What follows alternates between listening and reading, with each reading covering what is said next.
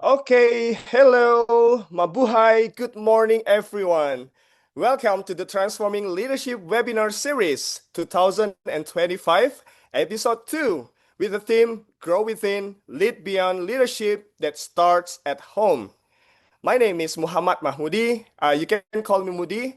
I'm working in the Global Peace Foundation Indonesia as a strategic partnership and impact manager, and I'll be your moderator today. And we are delighted to have participants joining us from many places across the world, from the Philippines, Indonesia, Malaysia, United States, and other countries that I couldn't mention. Thank you for being here and bringing your energy and insights. Before we begin, I would like to extend my warm greetings and deepest respect to our distinguished speakers, Professor Musdah Mulia, Dr. Tony Devine, Miss Anne Marlita Montejo, and also Dr. Ingilra. We are truly honored to have you with us. And before that, I want to also share about the ground rules of today's call. So first, the ground rules of today's webinar, please give full attention to the webinar. Mute your microphone when you are not talking. Keep your camera on and use raise hand or chat to ask questions. And also make this room as a safe place to learn and also share. And this series is about discovering how authentic leadership begins in our closest relationship and expand to transform communities and the world. Today, we learn from inspiring speakers, engage in breakout discussions, and reflect on our own family experience as leadership laboratories. To start, let's begin with our icebreaker poll. Which family role has taught you the most about leadership? So our team, please help to prepare the ice-breaking poll. So I want to know which family role has taught you the most about leadership. Please choose the role that resonates with you the most. And let's see what our collective wisdom reveals. So Cherin in the chat box already share a link on the chat box. You can click on the link and you can join the poll on that link. You just need to click and see some options there, and you can also contribute in the poll.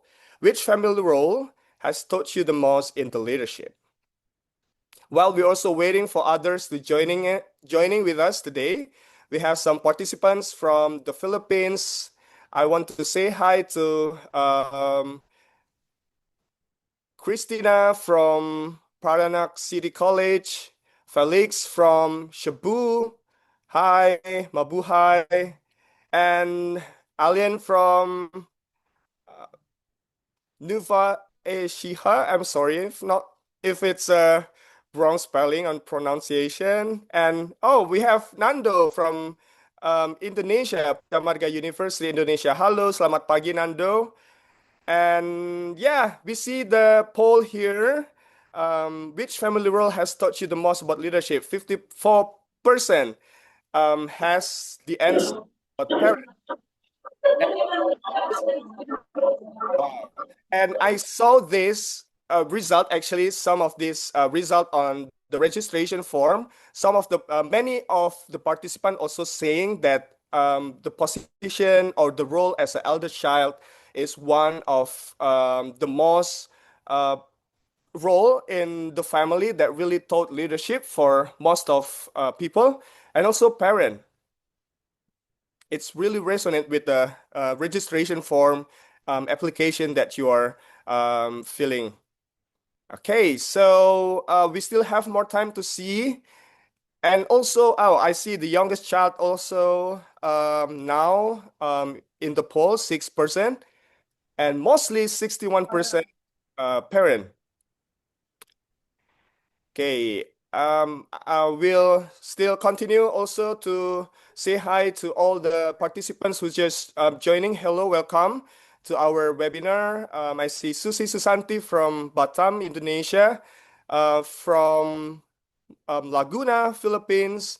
And please joining our poll today for you who just joining in the room. Shireen, our chat administrator, already shared the link. And thank you for joining us today. So, okay, thank you for the poll. You can still continue. We see the result that parent is the role that mostly thought about leadership here from the poll, and also elder child, middle child 4%, youngest child, and only child also can be one of the role that taught leadership from the family. Thank you so much, everyone, for joining the poll. I hope this a good start. And before we continue, I just want to give a quick reminder for everyone, because at the end of today's webinar, we will share a post survey form. Once you complete the survey, an e-certificate will be automatically generated and sent directly to your email. So please make sure to stay with us until the very end of the session, not only to receive your certificate, but also complete the learning journey together. Okay, so to help understand the picture of this transforming leadership webinar series, its vision, its flow, and why we are focusing on leadership that starts at home, we are honored to hear from Ms. Ann Marlita Montejo, Education Director of the Global Peace Foundation Philippines, who will provide us a brief overview. Following her remarks, we'll move directly into our next agenda with the keynote speaker. So, Miss Ann, the stage is yours. Thank you, Moody. Is my audio clear enough? Yes. Yeah. All right. Mabuhay, everyone, and a warm welcome to episode 2 of the Transforming Leadership webinar series. Today's theme is Grow Within, Lead Beyond, leadership that starts at home. If you were fortunate enough to have joined episode 1 in June of this year, in that episode, we explored the inner sphere, the power of inner transformation, knowing who we are and how we connect with others. Today, we step into the familial sphere, where leadership is tested and refined in the relationships closest to us. Now, let me share a story. I'm sure all of you are familiar with Nelson Mandela, right? Now, as a young boy, Nelson Mandela attended tribal meetings with his father and the regent Jogintaba. Picture this: elders sitting in a circle, not rows, not one person above the rest, but a circle symbolizing equality. And everyone spoke: farmers, warriors, youths, mothers, elders. And the leader, he always spoke last. He listened first, understood, then gave guidance. Years later, during the tense negotiations to end apartheid, Mandela drew on this very lesson learned at home to build consensus and to transform a nation. This wisdom is not unique. In the Philippines, we call it bayanihan. In Indonesia and Malaysia, gotong royong. Across cultures, respect for elders and collective decision-making remind us leadership starts at home. Our families teach us trust. They shape our values. They give us roots. Like the bamboo tree, which grows tall only because its roots grow deep. Our leadership must be relationships closest to us before it can reach beyond. Leadership at its heart is about being someone others choose to follow. And that journey begins right where we are, with our families, our communities, our heritage. So, as we begin, I invite you, learn, share, and enjoy this journey together. Remember, we grow within so we can lead beyond. Thank you. Back to you, Moody. Okay, thank you at the end for setting the stage. As we enter the session framework, let us begin with the idea of the familial sphere in the leadership development. Leadership does not start when we take on formal roles. It begins at home. Thank you once again at the end for setting the stage. The guiding question for today is very simple yet profound. How does leadership home? From our registration responses, many of you shared how your family and your culture has shaped your leadership values. Some of you highlighted respect, collaboration, service to others, honesty, discipline, and even the spirit of gotong royong or bayanihan, as ATN mentioned just now.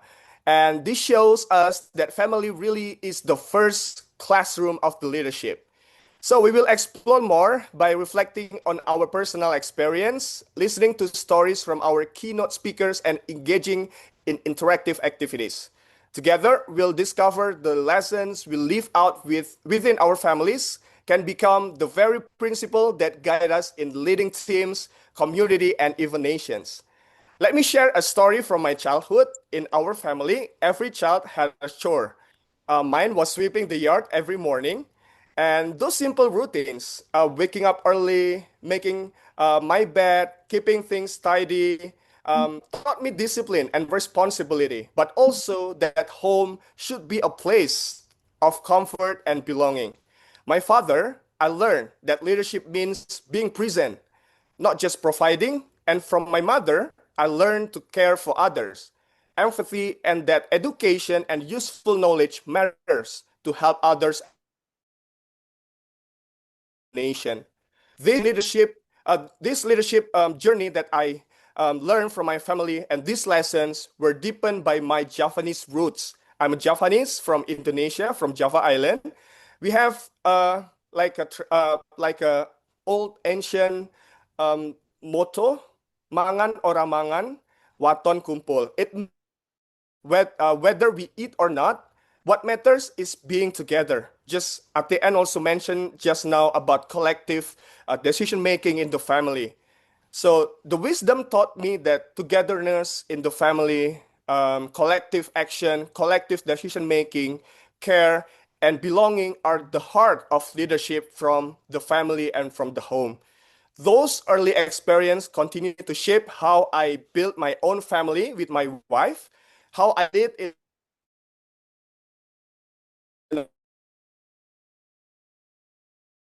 Indonesia, and how I understand leadership as service and contribution and giving impact.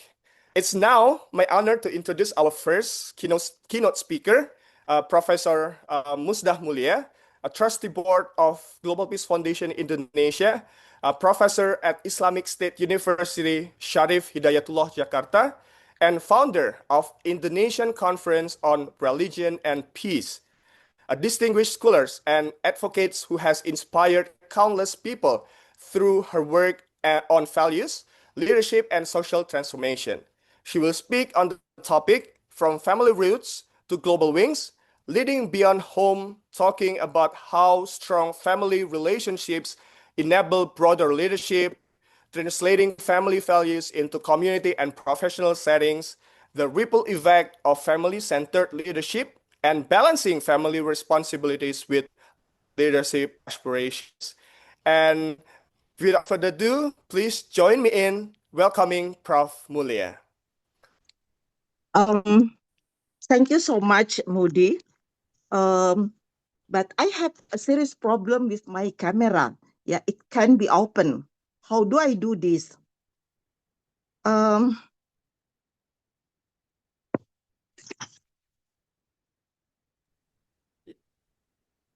Yeah, I think it's okay for now to continue. Yeah, I think because of limited time, we'll continue later. Moody, you can help me by showing the PPT. Yeah, I hope there will be a fix in the camera while I'm explaining. Okay, let's start. Thank you, Prof. Okay. Um. Yeah, just help me showing the PPT.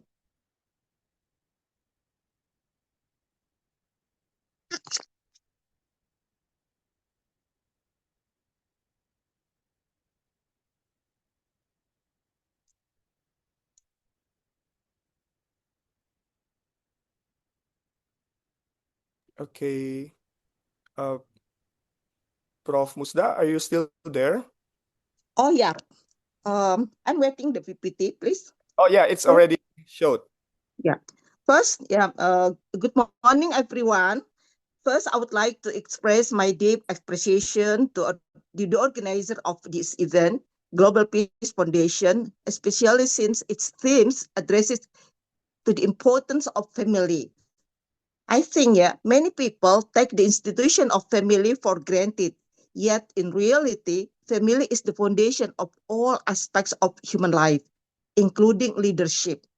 So, our theme today is very important, from family roots to global wings, leading beyond home. From family roots means that the family is the first school, the place where faith, morality, and leadership are instilled. In other words, one's identity, moral values, and character foundations all begin at home. To global wings implies that an individual should not stop at the family circle, but also play a role in society, in the nation, and even in the world. Leading beyond home means that a person who matures morally and spiritually is able to bring these noble human values into the public sphere, becoming a leader who benefits humanity. The theme contains a profound message. True leadership begins in the family, grows from strong roots, and develops into global wings that spread goodness to humanity. The expression underscores that authentic leadership is born from the family. If family roots nurture honesty, compassion, and responsibility, then a leader will be able to soar high, playing a role at the global level without losing direction or identity. Now, I would like the next slide, please. I would like to explain the importance of a family. First, it is very important to understand that the family is the oldest, most universal, and most influential social institution in human life. Put differently, the family is the first and the foremost educational institution before school, religion, or wider society. Children first learn noble values from their families. Within the family, there is a hidden curriculum operates. Children learn far more from the example of their parents than from verbal advice. Secondly, a person's character doesn't emerge instantly, but is the result of internalized values from an early age within the family. Personal character such as integrity and resilience grows from the consistent values nurtured at home. Developmental psychology research concludes that children raised in families with open communication patterns are more likely to become confident and democratic leaders. Now, I would like to explain about family as a divine institution. It is in Islamic concept. Yeah. I will now explain the significance of the family from the perspective of Islam, the majority religion in Indonesia. However, I firmly believe that not only in Islam, but all religions and belief systems uphold the family as a vital institution that transmit noble values. From strong families emerge individuals of integrity, and from individuals of integrity come just leaders. Thus, we can say that just and qualified leaders are born of strong families imbued with love and human empathy. In Islamic thought, the family is not merely a social bond, but an institution with a fundamental role in shaping civilization. Islam positions the family as the smallest unit of society that determines the quality of the nation as a whole. Therefore, building healthy, resilient, and harmonious families is both an act of worship and moral responsibility for Muslims. The Holy Quran explicitly affirms that family ties are founded on tranquility, love, and mercy. Several verses emphasize that marriage and family are not merely biological arrangements, but spiritual and social bonds aimed at cultivating, in Islamic terms, we call it sakinah, mawaddah, warahmah, meaning peace, affection, and compassion. And also, there is explanation about family and social responsibility. The family is also the primary space for learning social responsibility. Islam highlights leadership within the household as stated by the Prophet. Each of you is a shepherd, and each shepherd will be held accountable for his love. This hadith shows that the family is a training ground for leadership, responsibility, and justice that will later be reflected in societal and national life. Now I would like to explain how family can be the basis for leadership formation. Leadership is not merely a technical skill, but above all, a moral capacity. Within the family, both father and mother serve as role models as collective leaders. Older siblings act as mentors to the younger ones. Children learn leadership through small responsibilities such as self-care and contributing to household duties. Transformational leaders theory suggests that effective leaders emerge from experiences in shaping vision, communicating, and practicing empathy, all of which are cultivated through family interactions. The family as a source of tranquility and compassion. Families built on love create conducive environments for nurturing empathetic, morally upright children. Such character becomes the foundation for leadership. The family is the first school that lays down moral and spiritual foundation, preparing individuals to grow into leaders across diverse aspects of life. Children learn leadership from the example of their parents, how they make decisions, how they make, uh, how they act justly, and how they resolve conflicts. So the family is the fertile ground for cultivating leadership. It plants values of honesty, discipline, courage, and responsibility. Academically speaking, the family may be seen as a laboratory of leadership where values such as deliberation, justice, equality, respect, discipline, and responsibility are first practiced. Hence, the quality of national leadership is ultimately a reflection of the quality of family institution in our society. Healthy families also nurture early democracy. When parents allow dialogue, respect their children's voices, and practice deliberation, they are planting seeds of participatory leadership that will support the growth of democracy. Now, I would like to explain the relationship between strong families and wider leadership. Actually, the relationship between strong families and the leadership can be seen from five aspects as follows. First, family as a leadership laboratory. Within the family, individuals first learn to manage conflict, to make decisions, to share roles, and to build consensus. These skills mirror leadership capacities in the public sphere. Leaders who can mediate, listen, and decide wisely often first reign in their family settings. Secondly, internalization of moral values and integrity. Strong families instill honesty, discipline, responsibility, and empathy. Successful leaders in society so are those who moral credibility and qualities they are first nurtured at home. Thirdly, family as the early space of democracy. A healthy family provides room for inclusive dialogue, respect children's opinion, and foster consultation. This produces participatory leaders, not authoritarian ones, as they grow accustomed to managing diverse voices from home. Fourth, emotional and psychological support. Leadership carries heavy burdens and risks. Strong families provide a support system that ensure emotional balance, allowing leaders to remain stable under pressure.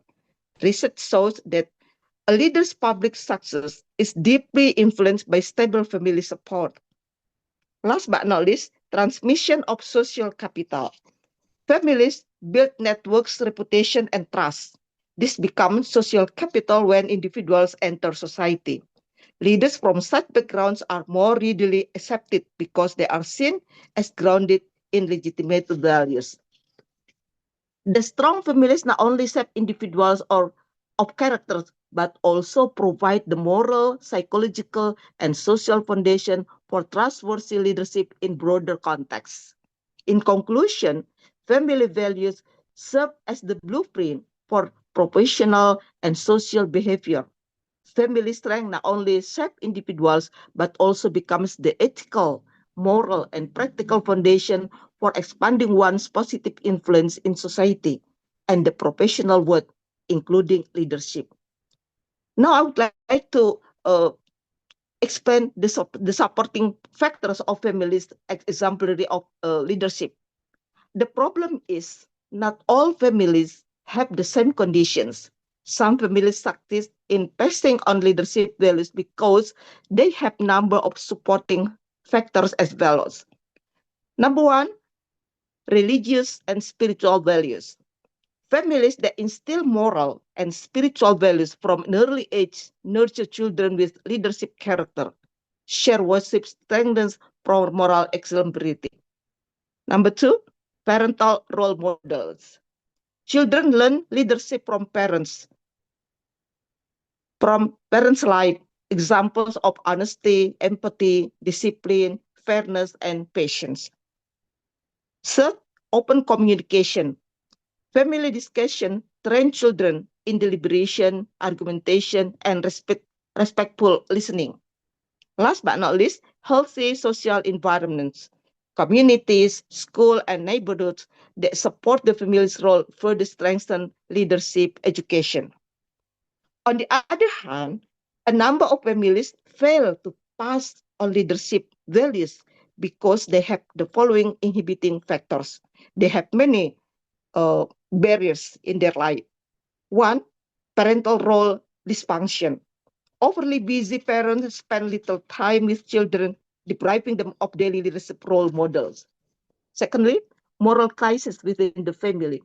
Frequent quarrels, domestic violence, divorce, or inconsistent parental behavior, for example, preaching honesty but breaking rules, erode children's trust in leadership. Third, negative media and technological influence. Children learn more from social media influencers or fictional characters than from their parents. Without family filters, they struggle to distinguish authentic leadership from falsehood. The other one is individualism and materialism. Modern lifestyle often glorify material success over moral integrity, teaching children that leadership equals power and status rather than trust and services. The last one, economic and social pressures. Poverty, urban stress, and unemployment often hinder families from fostering healthy environments for nurturing leadership qualities in children. Conclusion: how to strengthen families. There are many strategies. Revitalizing parents' role as the first educators of character requires deliberate strategies. This include cultivating a culture of dialogue within the family, integrating spiritual, moral, and social values into daily life, such as praying together, mutual cooperation, and have warm discussion with children and all other family members. Families should also become democratic learning spaces, respecting differences, practicing deliberation, and ensuring gender equality. In conclusion, authentic leadership is not born in classroom or offices, but nurtured from early childhood within the family. Therefore, it is imperative for all of us to once again place the family as the first school of leadership and character. Thank you so much for listening. Wow, thank you, Prof. Musdah Mulia. Very comprehensive insights and so powerful. I learned a lot from your presentation that the family is the first leadership laboratory. And I just aware with some inhibitors that you just mentioned about inhibitors that could, uh, how to say, inhibit the leadership grow inside the family. Like maybe I also aware that nowadays, as a parents or even as a son or as a husband or wife, we are quite busy with the activities, the less of parental role, moral crisis, and some of influence from the social media, and also many kinds of I think it's also we need to aware just now with the recent life in today's world, and we also learn from your presentation that from the parents is also very important role as a role model inside the family. Just like our previous poll, that everyone also mentioned that parents' role is very important to talk about leadership inside the family. Now we have 5 minutes live Q&A session for the audience or the participants. If you have any questions, you can just drop on the Q&A box, or I let one participants to raise your hand and ask a question directly to the Prof. Musdah Mulia. If it's possible for you to open your mic, please. And I want to also acknowledge the participants to actively engage in our chat conversation as well, regarding to our previous question about how has your family shaped who you are today. I see some of you already dropped your questions there, and I'm still open for any question for the Prof. Musdah Mulia. Yeah. While waiting, maybe I want to ask one question to Prof. Musdah Mulia regarding to. I'm really interested with the inhibitors that you just mentioned about just now, because in nowadays, like us, we are busy with the activities outside the home, and when we go back home, there's a lot of things as well we still bring back to home. How do you think we can balance between family and outside world? Somehow we are too focused on building impact outside, while we also forget that we also have something very small inside our family that we also need to build peace inside the home. How do you think, Prof. Musda? Very good questions, Moody. Um,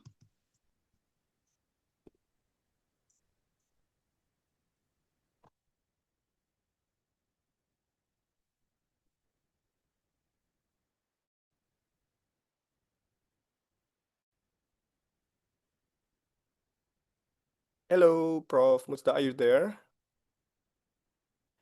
Okay, so we're still waiting for Prof. Musdah Mulia to connect with us again. I once again want to acknowledge everyone for joining the chat conversation. Some of you answer family instilled in the to always do the right things even if no one is watching. Cool. And my family instilled in the values of empathy, hard work, and resilience. Thank you, Michael, Mallory, for joining the chat box, and also Felix. My family has shaped who I am today by grounding me in resilience and compassion, showing me that strength means not only striving for success, but also uplifting others. And also, we have a Mentimeter here as well. So you can also join your Mentimeter, our Mentimeter activities here.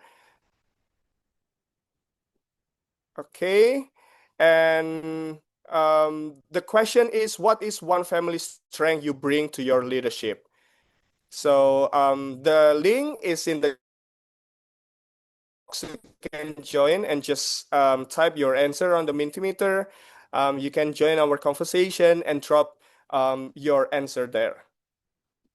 Okay, and we still have 2 minutes left for Q&A.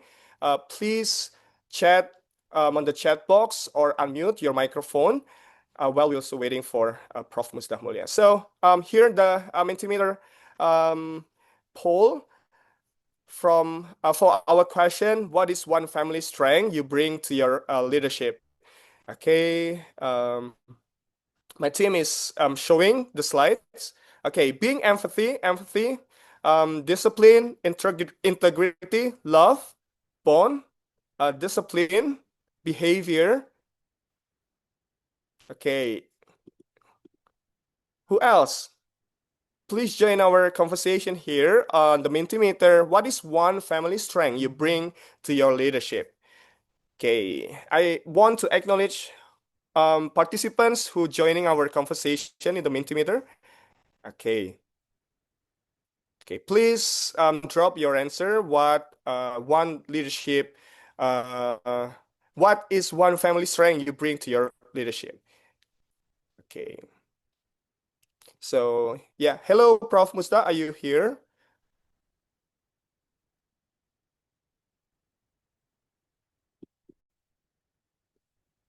Okay. Okay, I also see on the chat box mental support and stability, communication, yes, and also presence. Okay.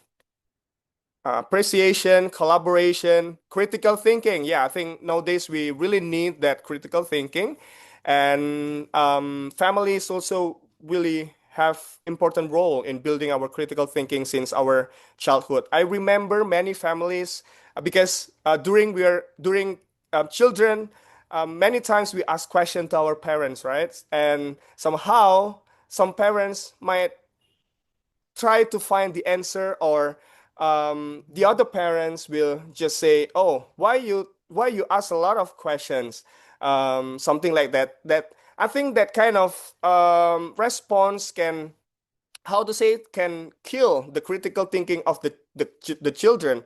And when the kids are growing old, then they don't have any critical thinking because during the childhood their family has taken off response. Thank you so much, and I still want to acknowledge everyone to also joining the conversation on the Mentimeter.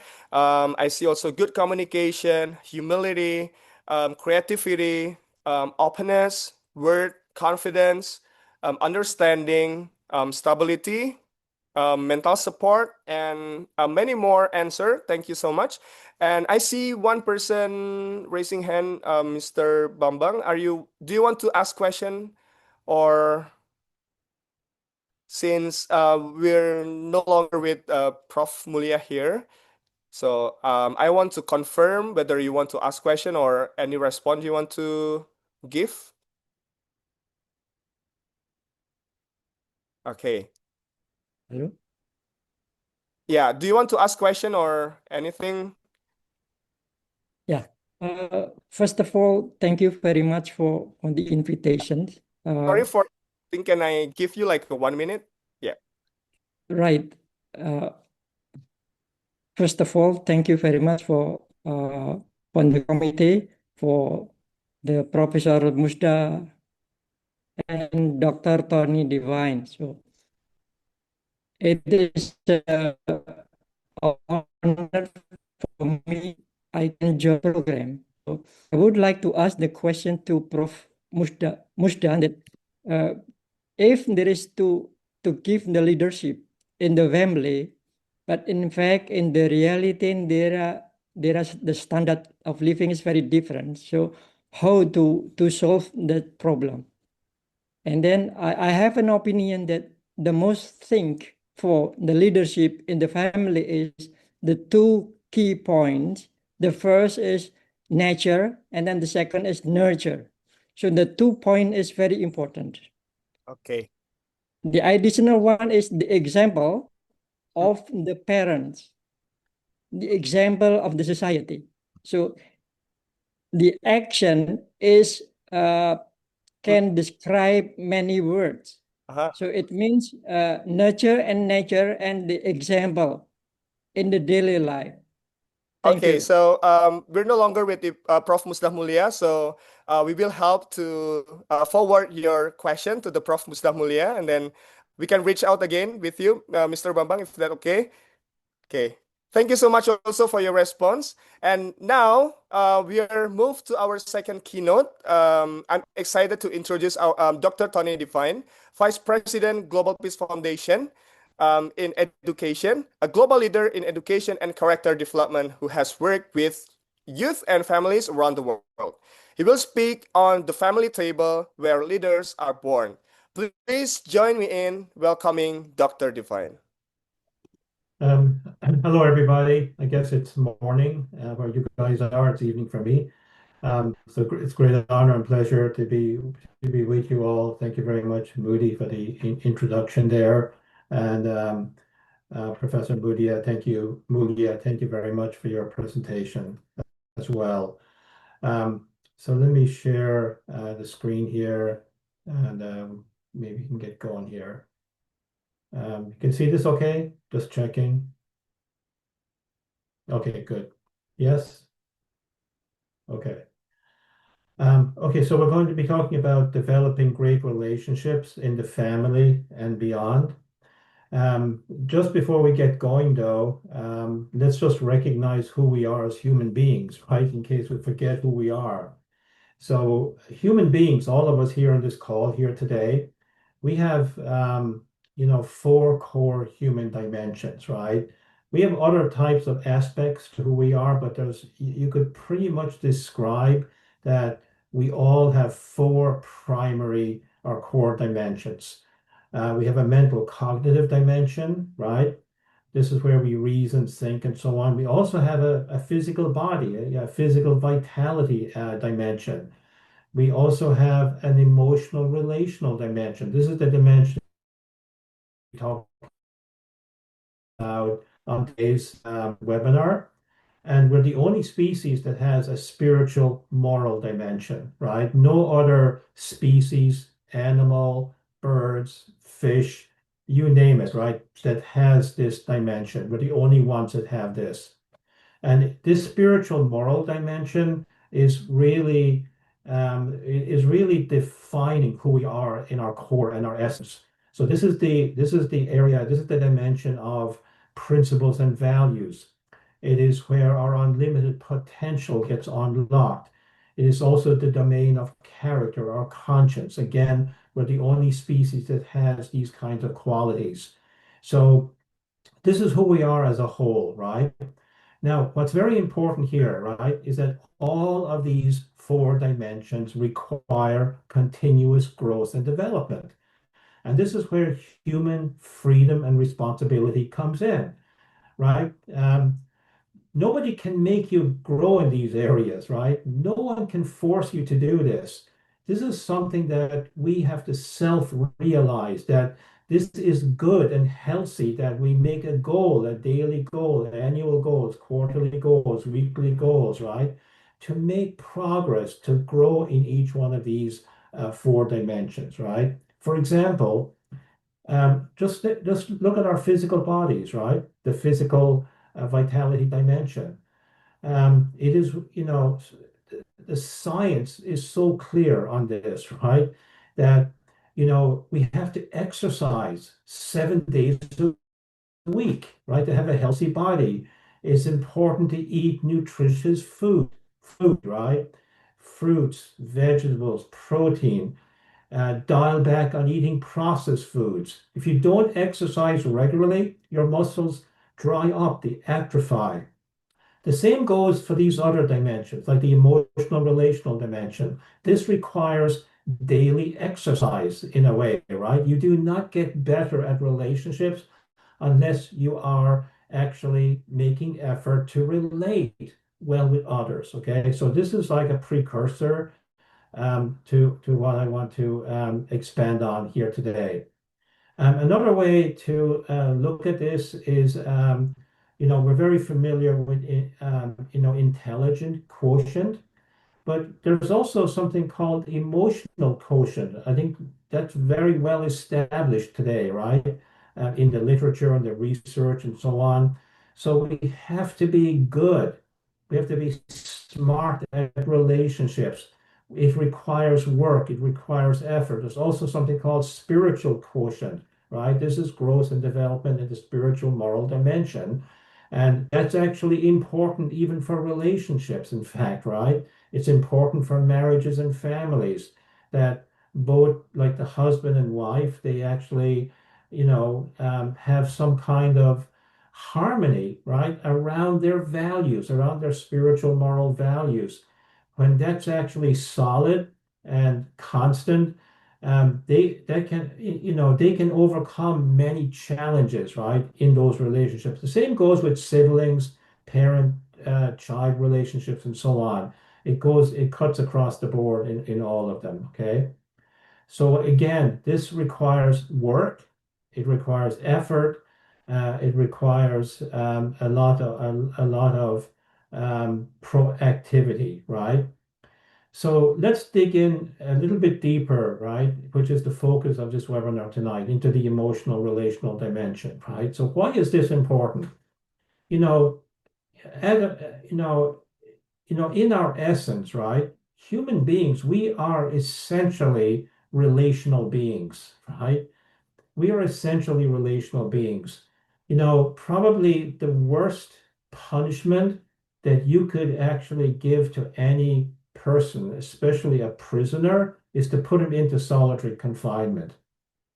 If a mouse walks into that cell after a week, that prisoner is going to actually build a relationship with that mouse. And this has happened in solitary confinement, right? Because we're wired to relate well with, we're wired to relate, right? We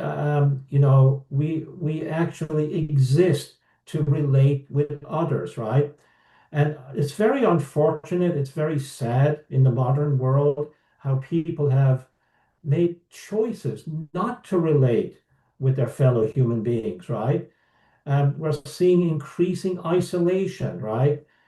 People are relating more with social media, with their phones, and so on and so forth, and kind of moving away from relating with real human beings, especially in our family, right? We often see images in restaurants, right? When people go into a restaurant, everyone has their phones out and they're navigating on their phones, but there's 4 or 5 people around the table, right? Why aren't they talking to each other, So we see these kind of things quite a lot in the modern world, unfortunately. So when we speak about relationships, as was discussed already on our call here today, on our webinar, it is without a doubt, right, that the family, right, which is the most important human institution, the family is actually the starting point of any kind of meaningful relationships, period, right? So we learn how to relate well with others primarily in our families, right? And it's often said that the family is the school of relationships, right? It's the school of love. It's where we learn how to love others, where we learn how to love people who are different from us.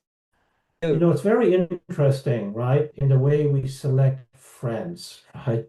All of us here on the call today on the webinar have friends, right? We might have a best friend. You might be lucky if you have 5 good friends, right? They're very hard to find, but it's very interesting how we select friends, right? So, the way we select friends is we select people to be our friends, people who are not that challenging to get along with, people who are easy to get along, right? People where we feel comfortable. We say, like, the people who can fit into our comfort zone, right? They're not that challenging to get along with. So they're usually the kinds of people that we select to be our friends. However, in the family, right, that's not the way it works, right? So in the family, let me just move on here a minute, and I'll come back to some of this in a minute. Just want to, this is just a diagram of the family, right? So, in the family, we have these four roles, right? Four primary roles, our four great realms of heart and love. So we have sons and daughters, right? Every single person on this call today, you're either a son or a daughter of your parents. All of us on the call here today, it doesn't matter how old or how young you are, we all have parents. That means that or every single person has the role of being a son or a daughter to our parents. Many of you on this call also you have the role of being a brother and or a sister, right? Not everyone has siblings, but many people have brothers and sisters, right? Those of you who are married, this is another role within the family, right? This is the role of being a husband or a wife. And then those of you who have children, who aspire to have children, who aspire to get married, maybe, right? You either have or you will take on the role of being a father and a mother. So these are massive roles, right, that come about through family creation and family formation. Now, what's interesting, if you look at these roles here, the son and daughter, brother and sister, husband, wife, father and mother, we don't choose who our siblings are. We don't choose who our parents are. We parents don't get to choose who their sons and daughters are, right? We don't get to choose who our uncles and aunts are, who our nephews and nieces are. This is kind of like the great lottery of the family and the great lottery of life, right? We get born into these relationships, into the family. And what's really remarkable, right, is how different each person in the family is. My wife and I, we've been married for over 35 years. We have four children. I have a daughter and three sons. And sometimes my wife and I, we get into a conversation and we kind of like reflect on our kids. We wonder, like, what planet did our kids come from? Like, there's no way they came from us, but they did come from us, but they're completely different from us. They're not like us at all, right? My sons are not like me. My daughter is not like my wife, right? They're very different, very unique, right? And we have to learn how to stretch those relationship muscles to get along with those who are very different from who we are, right? And the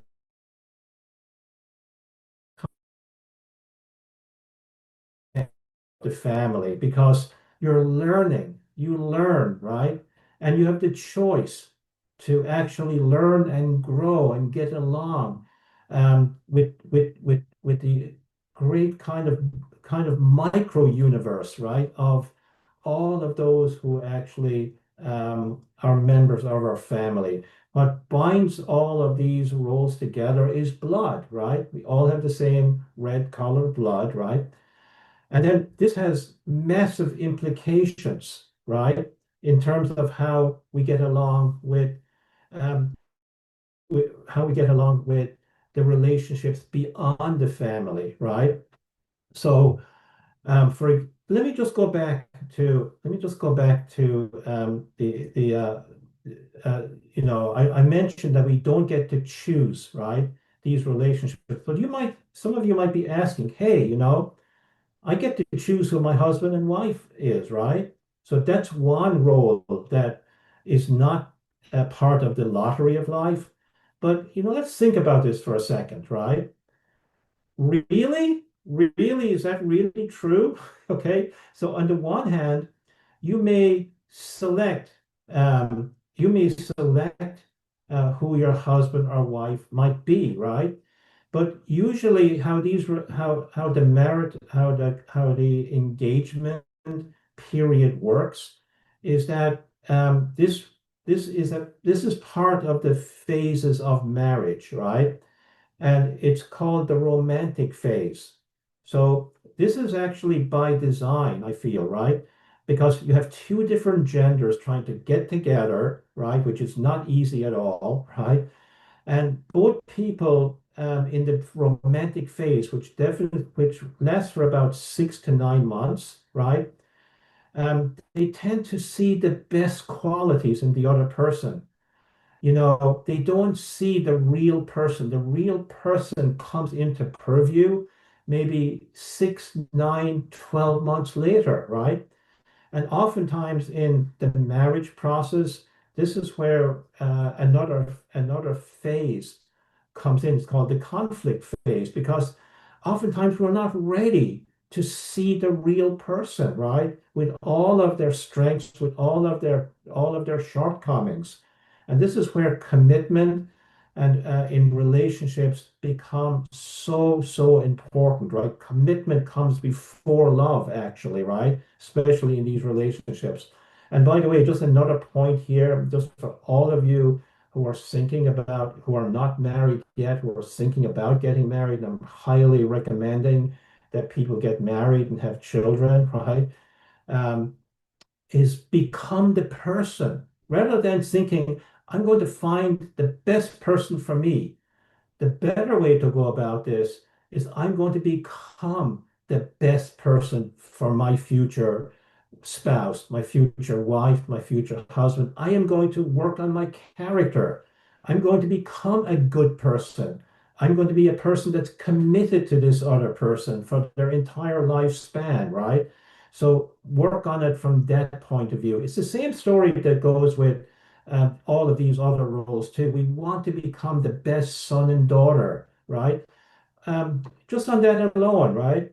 Think about it for a second. Those are, let's say, some of you here on the call today are maybe in your early 20s, right?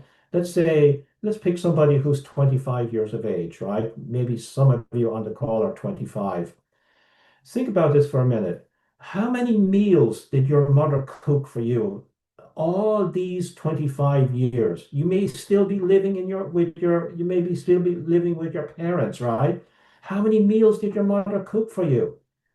How much appreciation did you actually convey to your parents, to your mother for all those meals, right? Wouldn't it be an amazing thing, right? That say this coming weekend, that you show up to have the family dinner, right, on the weekend. I don't know what the customs are in Indonesia or where you are, but instead of coming in expecting your mother to yet cook another meal for you, why don't you buy the food, right? And you show up with all the groceries, and you come into the house. Your mother is about to start cooking. Say, Mom, no. You know, you cook so many amazing meals for me. Today, I'm cooking for you. You just chill, relax. Just relax here on the armchair. I'm cooking for you tonight, right? How do you think your mother would feel if you did that as a son or a daughter? She would be over the moon. She would absolutely, you know, totally unexpected, right? She would be more than willing to cook that meal, maybe the 5,000th meal. But you now, as a good son and daughter, you're appreciating, your parents, right, in this regard. So I could go on for hours and hours and hours, right, on how we can enhance and grow familial relationships. And this is the training ground, right? This is the training ground to relate with our community and relate with those in our neighborhood, right? So, I live in Seattle, right? We live in the end of a cul-de-sac, meaning there's no true road, right? It kind of ends with a whole bunch of houses around, right? And I've only been here in this particular neighborhood for about 3 years. I've gotten to know my neighbors all around. And just to show you how this works, right? How this kind of learning how to relate with your neighbors works.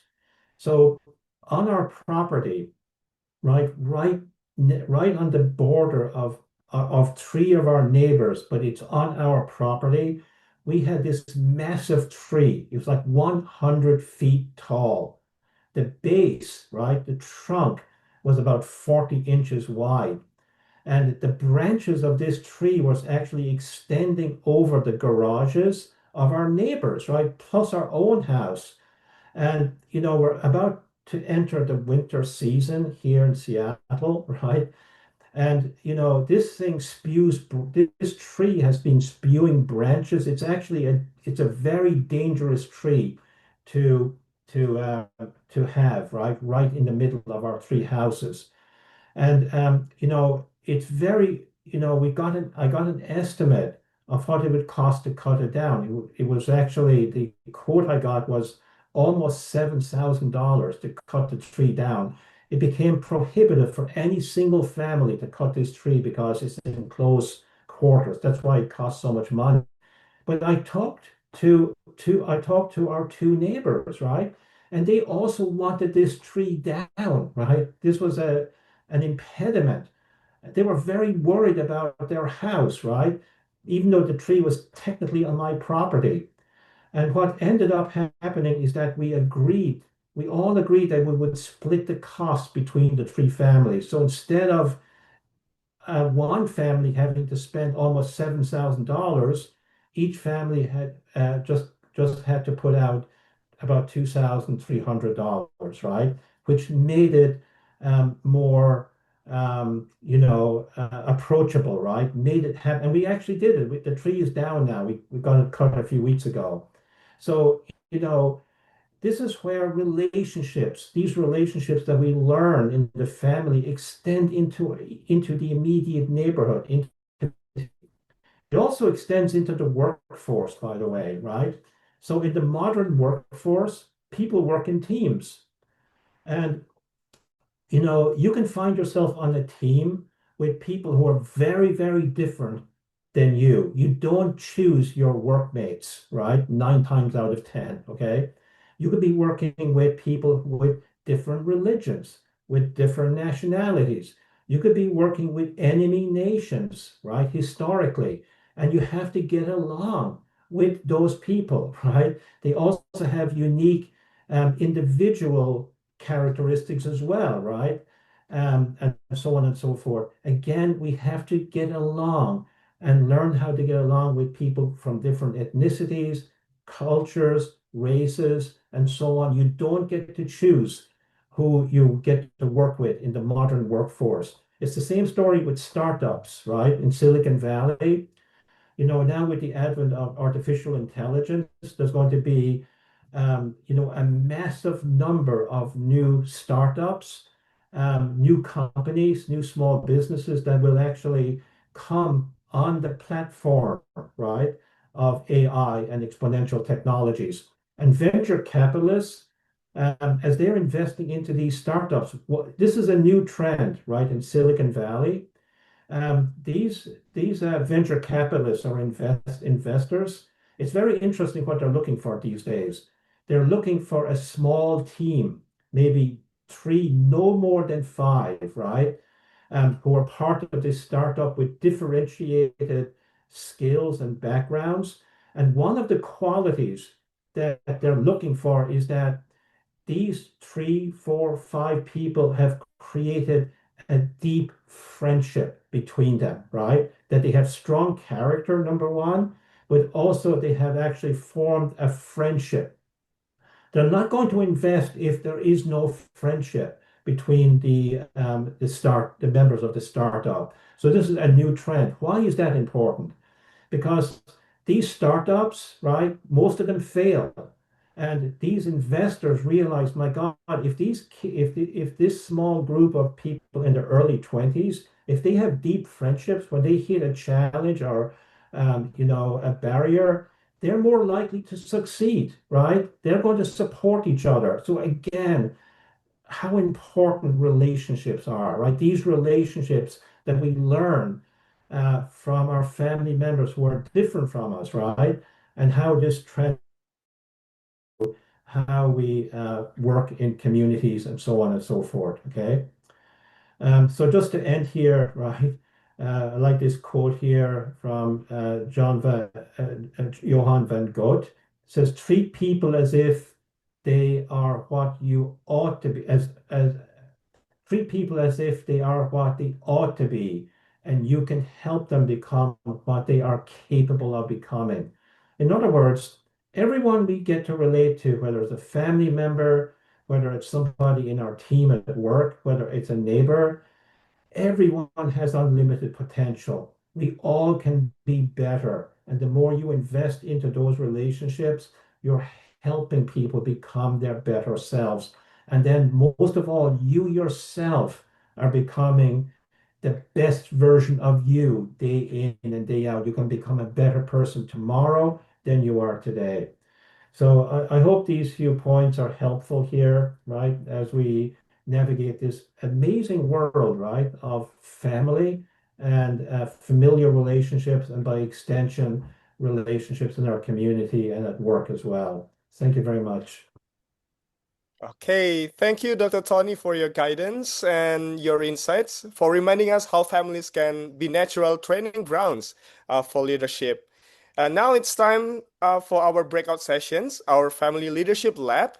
In small groups, you will share a family situation where you had to lead or support to others, and together your group will create one family leadership lessons to bring back to the plenary.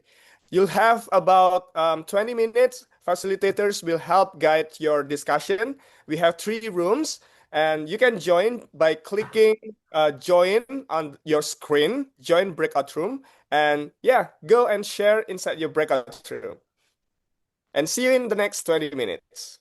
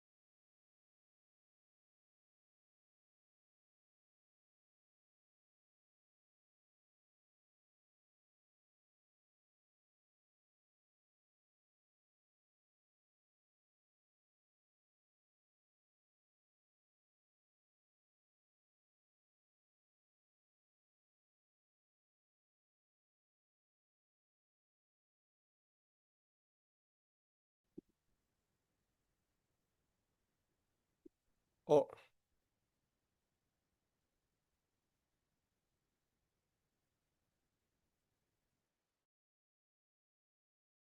I hope your discussion very enriching. I joining one of the breakout room with Ate Grace. So I want to know from 2 other breakout rooms, and so I give the opportunity to each breakout room give like a 30 seconds of the conclusions of what's the discussion inside your room.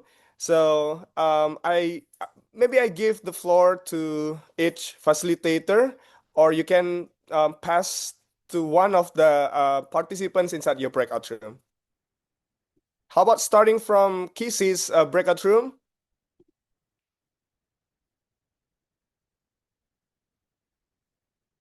Hi, Kissy.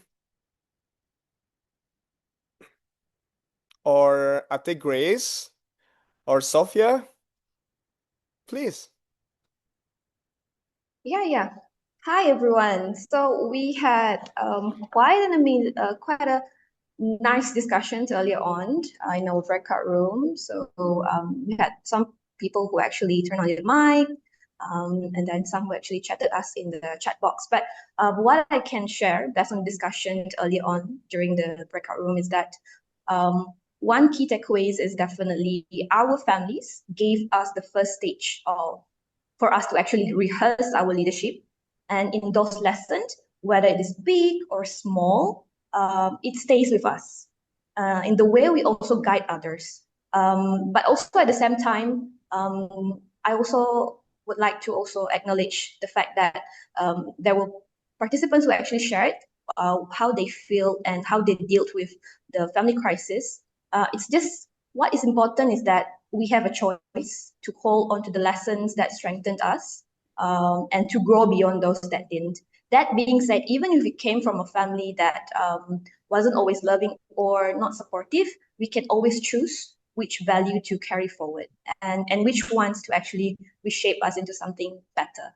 Yeah, I think that's from me. Thank you. Okay, thank you, Sophia. I want to acknowledge you for facilitating your group. So you come with one conclusion that family give a first stage to rehearse leadership. And I also want to acknowledge how you facilitate your team. So they also share about the family crisis, and you guys also talk about how to deal with that. Congratulations and thank you, Sophia. And how about Ate Grace? Hello. Yes. Thank you.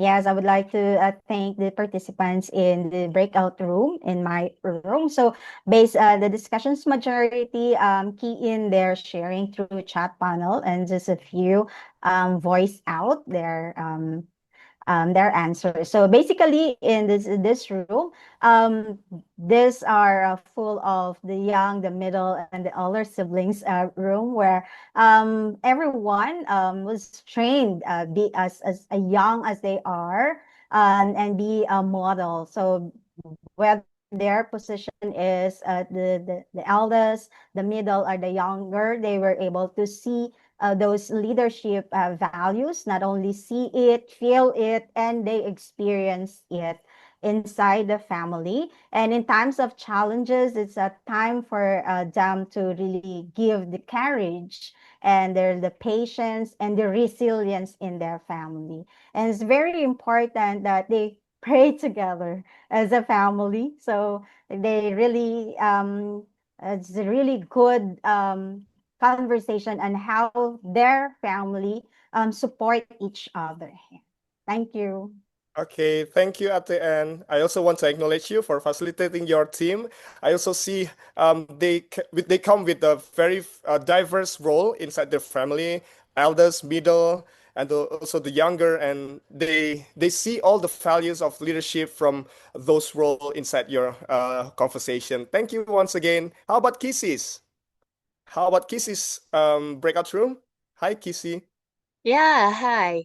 So our breakout room earlier, there are some participants, and most of the participants actually they share by typing in the chat box, and mostly we the things that we share is that we focus on sharing the leadership qualities that they observe and learn in the family and also in our group several powerful family rooted leadership lessons is being mentioned, like many of them emphasize something like leading by examples, like not just to give instructions but doing the work first, like it is modeling a servant leadership away. And some others also highlighted some qualities like accountability and integrity as a leader, and making decisions as responsibly very so responsible, and maintaining the credibility. Also from growing up as the middle children or the trusted siblings, or there are some elders, middles, and also young siblings, the participants shared how they have learned to mediate and also listen and build peace related skills that now guide their leadership in schools and also their communities. And Yep. they learned discipline and consistency, also stressed and reminds us that leaders are models whose actions speak louder than words. Wow. Wow, such a great conversation inside your team, Kissy.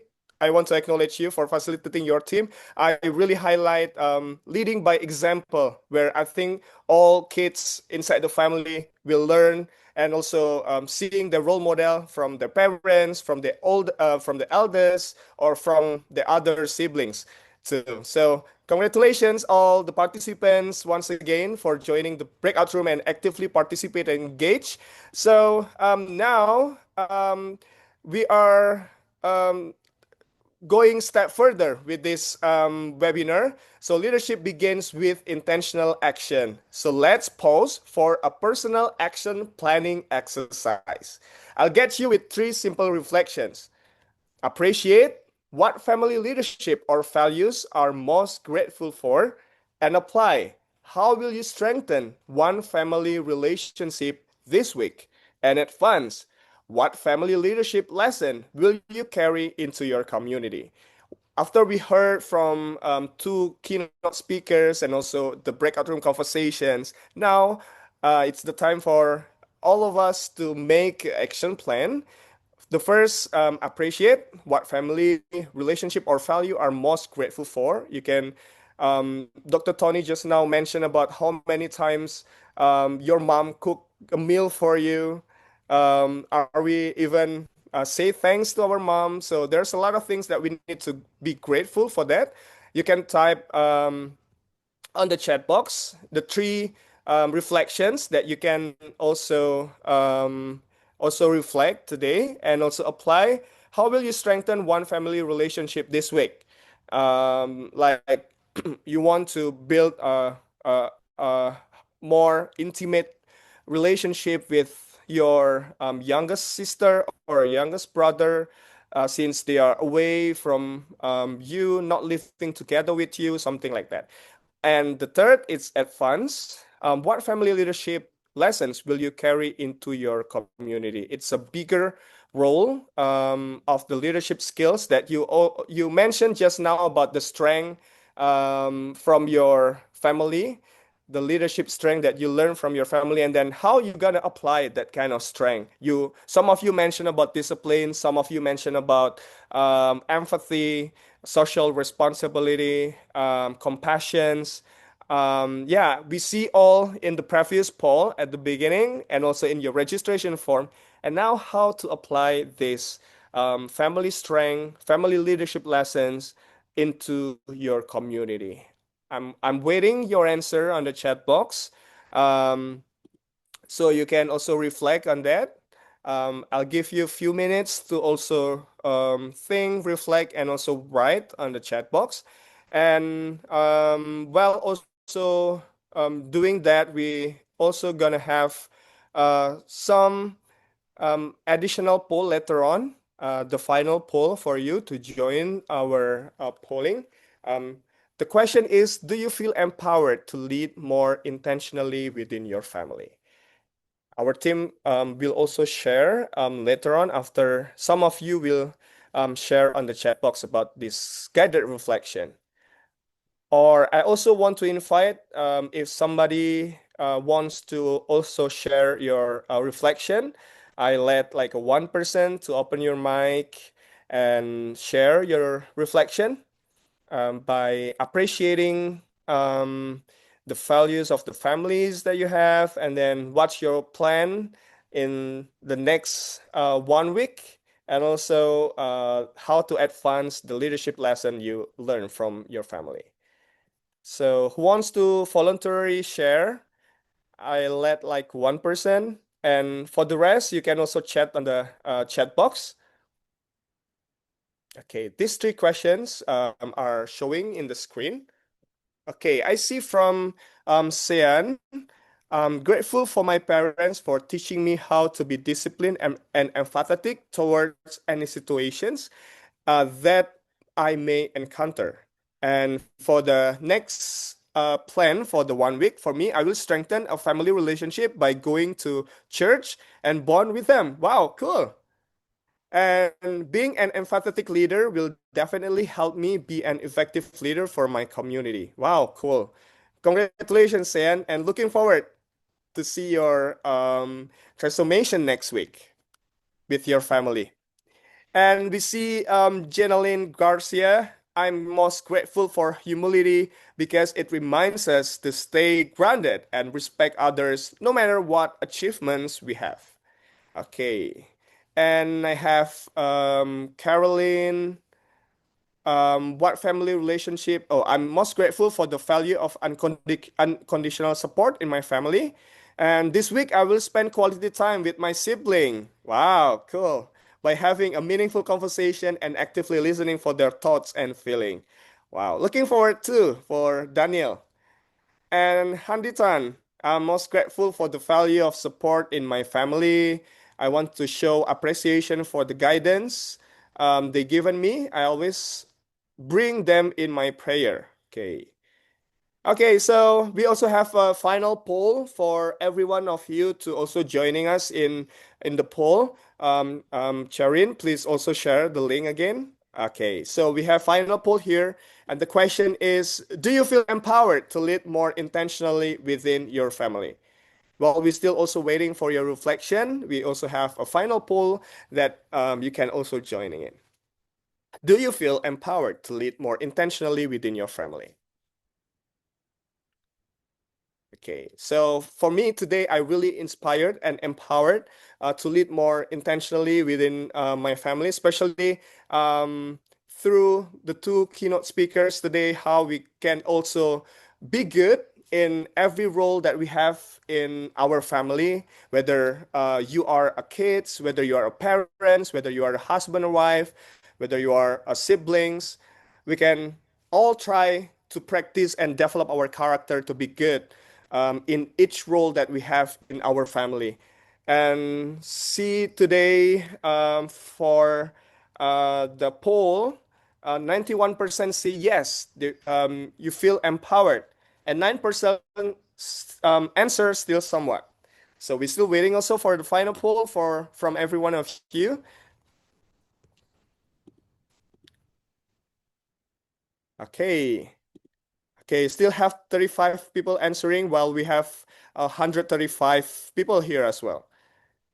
And I still want to acknowledge participants who still answer the reflection and share on the chat box. From Michael Mallory, this week I want to strengthen my relationship with all the siblings. I'll make time to walk to them, ask about their day, and show genuine interest in their life. Wow, that's wonderful. And son, Rodmar, for me, I will strengthen my family relationship this week by going out together to have fun and eat a dinner together. Wow, cool. Okay, don't forget to also join the poll today. The final poll: do you feel empowered to lead more intentionally within your family? 94% of the participants say yes, feel empowered from today's call. And a family that eat and pray together and bond must have a strong family tie. Yes, I also agree with that. Eating together. So that's why I just shared at the beginning the Japanese tagline, whether eat or not eat, if the family come together and go together, it will, how to say it, it's the best for a family. In Japanese language, it's mangan gak mangan asal kumpul. It means whether we eat or not, the better thing is we unite with our family. Wow. Okay, we have 94% of the participants say feel empowered from today's webinar to lead more intentionally within your family. I hope this poll reflects how you feel today, and your reflection, your action plan during this week can also transform your leadership, and especially inside your family. Thank you so much for sharing your reflection and commitments. It's really inspiring to see how each of you plans to strengthen your family relationship and carry those lessons into your communities. And this is exactly why we believe leadership is a journey, not just a moment. Today, we've made a small but meaningful step, but imagine if you could deepen this process with a comprehensive leadership transformation journey. This December 5th to 11th in Jakarta, Global Peace Foundation will host the Lead 360 Asia Transforming Leadership Workshop. It's a week-long program filled with the workshop, interfaith and cultural experiences, service projects, and a 3-month leadership challenge. If you felt today's session gave you a valuable insight, then Lead 360 Asia will help you live them out in real context.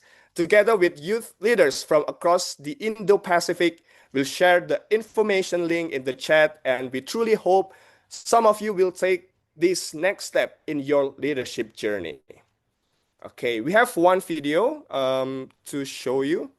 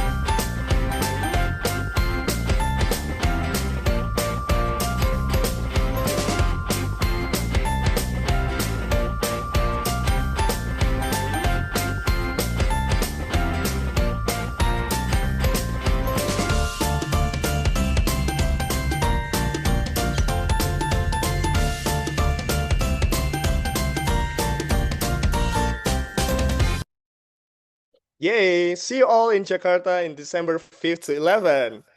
Okay, so now as we come to the final part of our program, it's my honor to introduce Dr. Ingilra, Regional Representative Asia Pacific of the Global Peace Foundation, who will deliver our closing thought for today's webinar. Dr. Ra has dedicated his life to advancing peace, leadership, and the vision of one family under God across many nations. Please join me in warmly welcome Dr. Ingilra.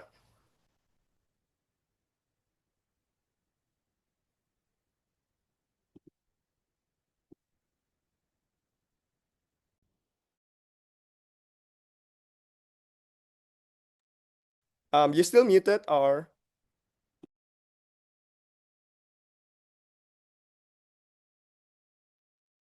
Hello. Yes. What an inspiring journey we had today. Together, over some 100 educators and leaders from the Philippines and Indonesia have reflected on a timeless truth. Leadership begins at home. The lessons we learned around our family tables, responsibility, empathy, compassion, become the foundation of how we lead our classrooms, our schools, and our communities. We heard from Professor Musdah Mulia, families are natural laboratories of leadership, where character is built and values are tested. We listened to Dr. Tony Devine, strong family roots gives us wings to lead beyond our homes. And in our breakout groups, we saw your courage and openness, sharing family stories, discovering struggles, and affirming that empathy, fairness, and unity are the heart of true leadership. Our polls and reflections revealed what many of you already know. Family is your greatest teacher. Most of you want to strengthen your family bonds, grow in empathy, listening, and communication. And that commitment to grow within is what empowers us to lead beyond. But today is not an ending, it is a beginning. Transformation is not a one-time event, it is a continuing journey. And here is my promise. You will be transformed. You will become a better version of yourself, 10 times more you are now. That is the power of choosing to grow within and lead beyond. So this journey continues with, like Moody said, Lead 360 Asia this December in Jakarta. For one unforgettable week, you will experience workshops, interfaith encounters, service projects, and cultural challenges alongside young leaders across Asia. And it doesn't stop there. The program launches a 3-month leadership challenge, making sure what we learn becomes what we live. So, all participants, I'd like to invite you from the heart. Don't let today's inspiration fade. Carry it forward. Join us at Lead 360 Asia. Be part of a movement where family values fuel global change. Together, we can build a community of leaders whose compassion, courage, and collaboration will shape a more peaceful and united world. Remember this. The greatest leaders are first great family members. Let's keep growing within and keep leading beyond. Malaming salamat, terima kasih. Thank you, 감사합니다. And see you at our next webinar in October and in December at Lead 360 Asia in Jakarta. Okay, thank you, Dr. Ra, for that inspiring closing thought.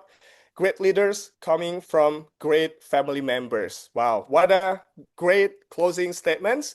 So as we wrap up today's session, I would also like to acknowledge with gratitude the entire team who made it possible, the organizing committees, our facilitators in the breakout rooms, the technical teams behind the scenes, and all our partners and colleagues who supported this event. Your hard work and dedication have truly made this session a success.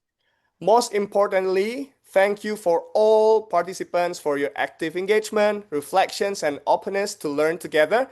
And before we officially close, let's take a quick group photo. So please turn your camera on if you can. Okay, our committee will help to capture your photo. Okay, we need to pause in a 10 seconds. So hold your pose in 10 seconds. I will count 1, 2, 3, 4, 5, 6, 7, 8, 9, and 10. Okay.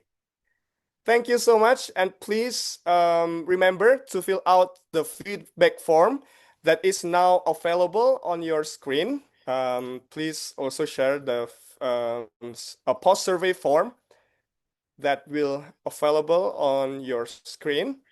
And the link will also stay open here in the Zoom for the next 15 minutes after we end the session. Once you complete the form, your e-certificate will be automatically generated and sent directly to your email. So please make sure you type your full name and correct email address because that's what will appear on your certificate. And kindly note that we will not be able to respond to any certificate requests after this webinar. So please take a moment now to complete the form and secure your certificate. We also want to share a Q&A answer from Prof. Musdah Mulia just now because she's no longer with us. We already have the answer from 3 questions that already there in the chat box just now. So our committee will also share the answer from Prof. Musdah Mulia in the chat box. So you can still also fill this post survey to earn certificates until 15 minutes after this webinar close. And on behalf of the Globalist Foundation and the Transforming Leadership Webinar Series team, episode 2, I want to say thank you once again, and we look forward to seeing you in the next episode of the webinar, and see you on the Lead 360 Asia on the December Jakarta 2025. Until then, stay safe, stay inspired, and keep leading from the heart, starting at home. Bye for now, everyone. Good morning, and thank you so much.